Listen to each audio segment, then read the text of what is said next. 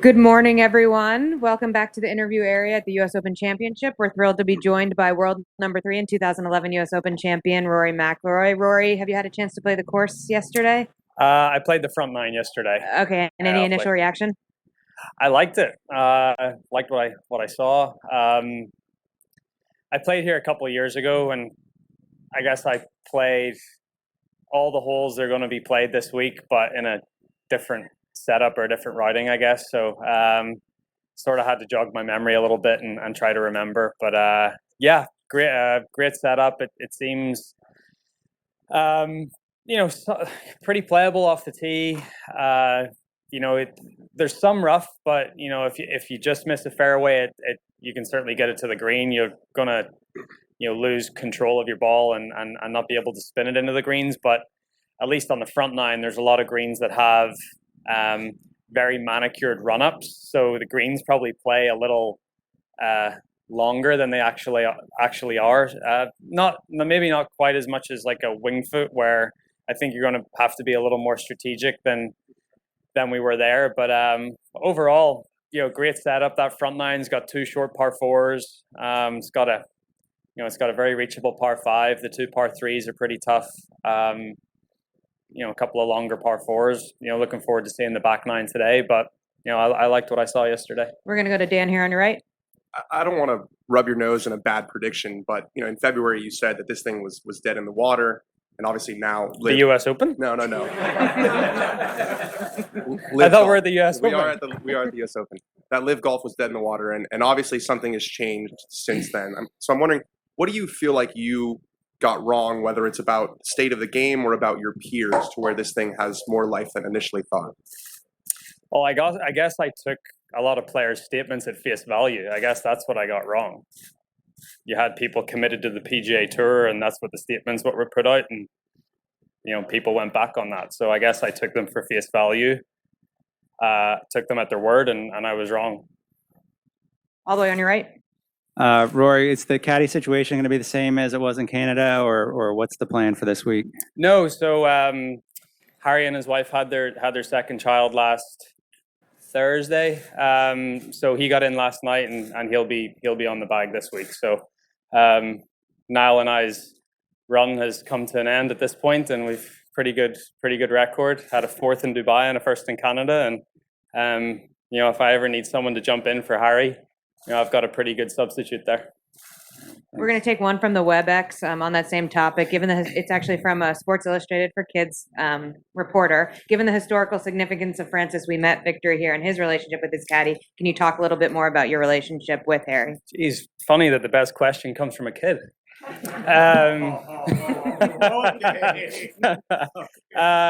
This course and the history of Francis Ouimet, 1913. Again, that is what's so good about golf, is the history and the tradition and these stories.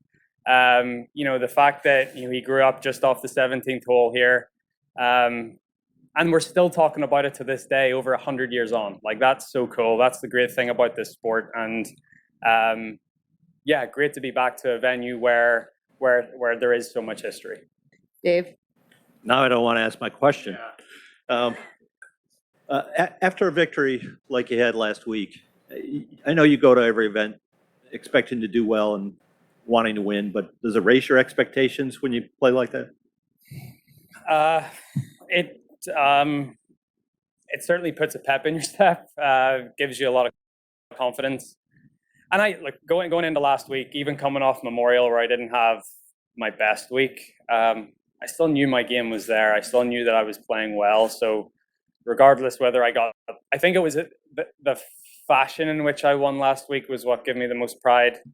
Got a lead early in the back nine, lost that lead, was tied with 2 holes to go, and then I showed some really good resilience and birdied the last 2 holes to get the job done. So I think the fashion in which I won was what made me the proudest of the victory. And anytime you follow, I did the same thing in 2019 going into the US Open at Pebble Beach, and played pretty well there. I didn't play well enough to live with Gary that week, but I feel everything's, it's certainly trending in the right direction, and happy with where the game's at. When did it occur to you you were going to pass Craig with a win?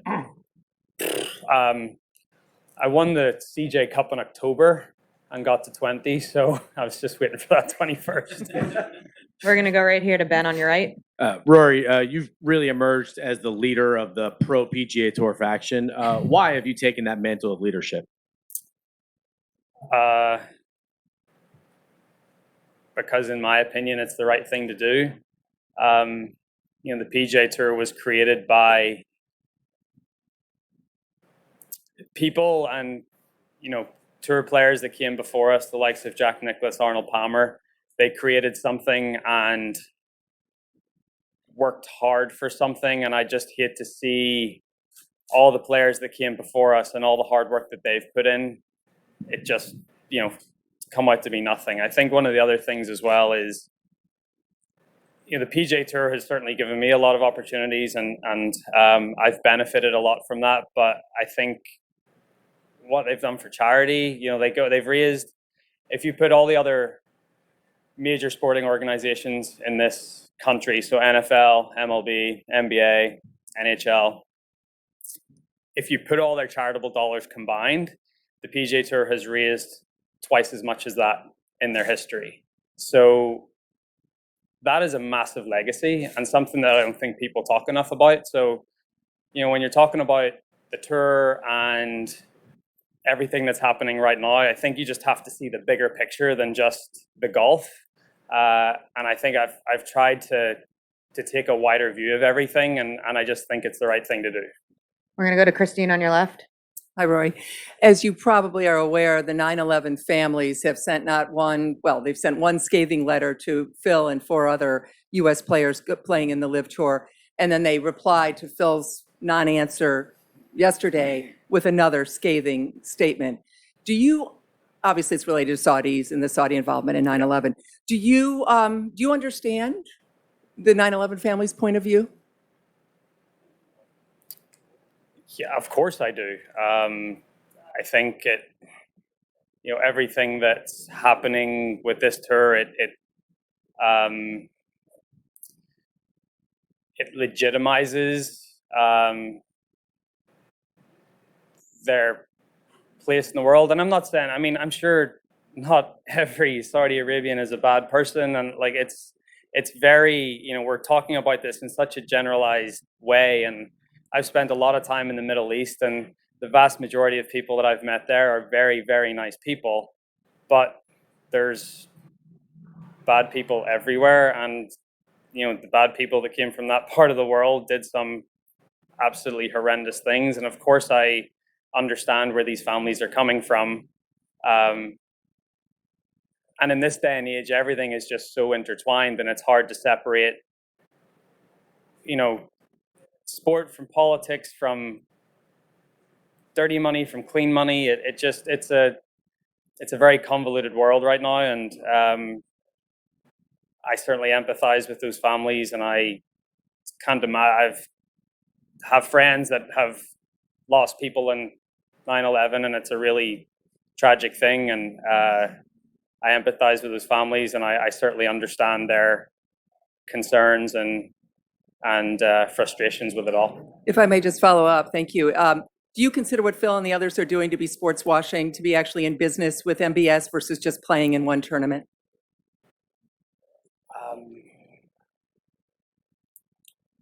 I'm not sure if they're totally. I don't think they're complicit in it in a way. I think they have they all have the choice to play where they want to play, and they've made their decision. And my dad said to me a long time ago, once you make your bed, you lie in it, and they've made their bed. So that's their decision, and they have to live with that. We're going to go middle right. Hi, Joe Calabro from Golf News RI in Rhode Island. Can you just talk, I know you talked about it in the past, but can you just talk about working with Brad Faxon and what he's meant to you? And then I just have a quick follow-up, if that's okay. Yeah, Fax has been a wonderful asset to me over the last few years. We started work in March of 2018. We spent a couple hours together at the Bears Club on a Monday afternoon, and then that same week on the Sunday, I had my best ever performance on the greens in a tour event. So, what we were talking about worked straight away, and I feel like I've become a much more consistent putter since working with Brad. And if anything, it's become less thought, almost less practice in a way. Just sort of simplified the whole thing. It doesn't have to be perfect. All you're trying to do is get the ball in the hole, and a lot of visualization, a lot of hitting putts at different speeds and getting the ball to, enter on the high side, on the low side, just be so visual with it and sort of try to put a lot more feel into it the way I play the rest of the game. So yeah, Fax has been, he's been a great asset for me, but also just a great friend as well, someone to lean on, someone that's played the tour for a long time, and I can lean on him if I ever need to. And then just a quick follow-up, him and Billy Andre had recently announced the end of the CBS Charity Classic, which I know you played in. You came once and played. Yeah. But I just don't know if you had any thoughts on it and that experience of playing in your island and that Yeah, kind and of- I think again, going back to what I was talking about the PGA Tour and charity, that CBS Charity Classic raised a lot of money for the community there in Rhode Island, and I think Fax and Billy did a great job with that. And yeah, I don't know the details behind why it's not going to be a thing anymore, but they had a great run and they raised a lot of money, and they should be proud of what they did. Thank you. Right next to me to Anne. Hey, Rory, can you talk about legacy and what your legacy means to you at this point in your career? Yeah, I hope I'm still building on my legacy. I'm in golfing terms still young-ish. Even though I've been out here for a long time, I've basically spent half my life on tour at this point. But it's very important to me. It means a lot. Going back to history and tradition, and putting your name on trophies that have the legends of the game on them. That's really cool. And that's something that money can't buy. And legacy, reputation. At the end of the day, that's all you have. You strip everything away, and you're left with how you made people feel and what people thought of you, and that is important to me. Right here on my left. Rory, as this LIV Golf thing develops, can you see two different factions emerging in the locker rooms? And as the dust settles over this, how do you think it's going to strain or impact some of the relationships and friendships you've developed over the years?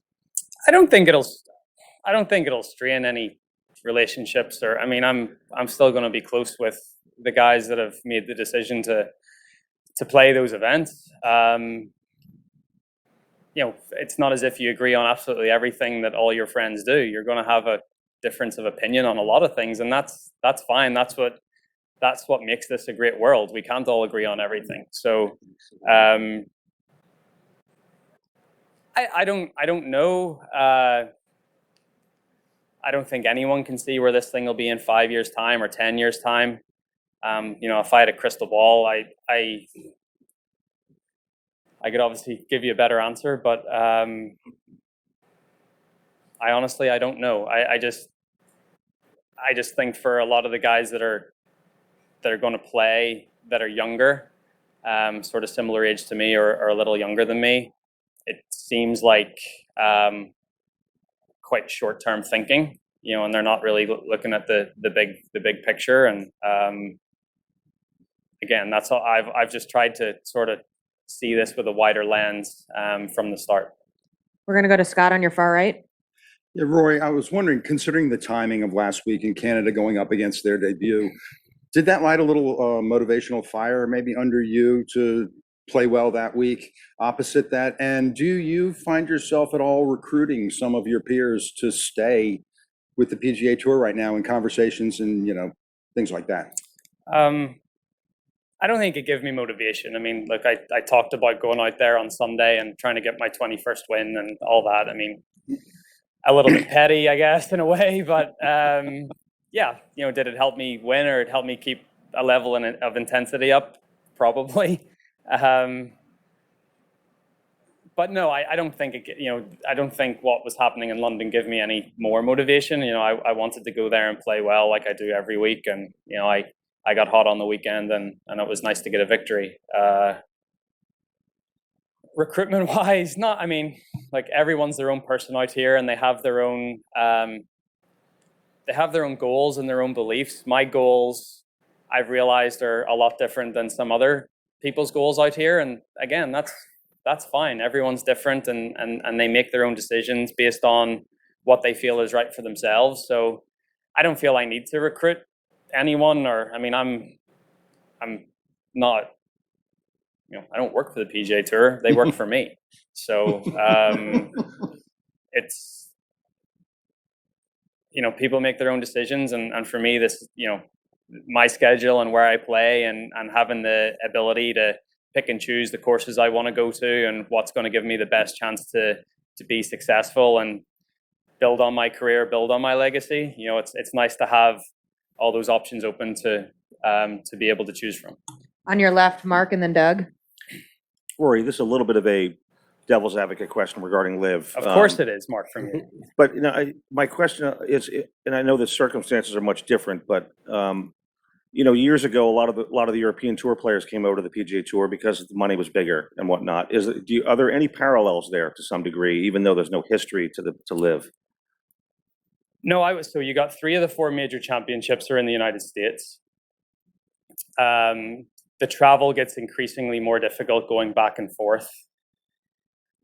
To give yourself the best chance to further your career in terms of wins and legacy and trying to win major championships, America was the place to be. I don't think it was all to do with prize money, and it certainly wasn't guaranteed. You had to show up and play well to earn it. I think that's the other thing, right? I made the decision. I didn't renew my PGA Tour membership in 2011, and I was talking about it last night. It was a big regret of mine. I sat at home and watched the Players Championship honestly on bad advice, and I think that's the thing. I've now surrounded myself with good, honest, hardworking people that are trying to do the right thing for the game of golf, and if you want to be one of the best players in the world, this is the country where you need to play the majority of your golf. Doug? Thanks. Rory, as it relates to your golf for a second, I was kind of thinking about this in context of Spieth, who accomplished an awful lot early, once in a career stuff historically. Your start was pretty good as well. I wonder how much you think you're measured in the majors based on what you did early compared with what you're doing now, which I think is probably more top 10s lately than it was at the start. Yeah, I think start of my career was probably more feast or famine in the majors. I'd get hot and win, or I'd miss the cut by 10. Little more consistency going on. But that doesn't bring with it the glory that the wins do. So I'm getting back there though. My last 2 showings in major championships have been pretty good. That run at Augusta, and then the start at Southern Hills was a very welcome one, considering the starts I've had previously in major championships. So I'm getting back to a place where I'm feeling a lot more comfortable with my game and a lot more comfortable at the biggest. It's not really the biggest championships in the world. It's more the biggest and toughest tests in the world. I think my game is now at a place where I feel confident going to these golf courses that are set up, more difficult than everyday tour events, and knowing that I have the game and the mentality to succeed on them. Final. I just have one more unrelated, if you don't mind, back on the main event, of course, which is LIV. But friendships aside, is there any part of you as a player that looks at those joining as not so much surrendering, but almost recognizing they're not going to be as competitive or can't be as competitive, and do you lose respect for that? Sorry. No, I understand.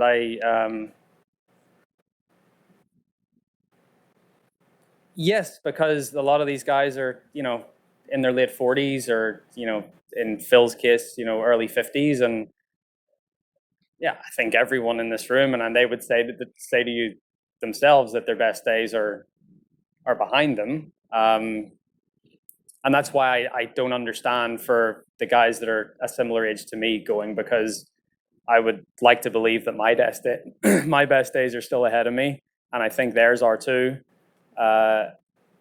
So that's where it feels like you're taking the easy way out. Last question, center right. Rory, notwithstanding, and this is actually repeating what, notwithstanding that and what you just said, if we specify Phil Mickelson, have you lost some respect for him? As a golfer, no. I think his he won a major championship 13 months ago. Probably one of the crowning achievements of his career and one of the most impressive achievements in the history of the game of golf. So as a golfer, I have the utmost respect for Phil. I've been disappointed with how he's went about what he's done.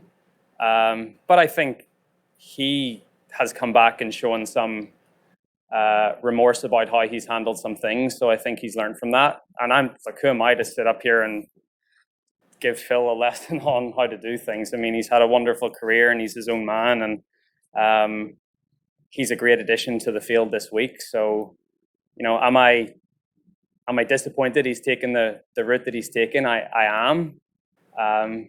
But I still respect him tremendously. Rory, thanks for your time and good luck this week. Thank you. Would you like a seat, Rory? You say you sit up there and they haven't even given you one.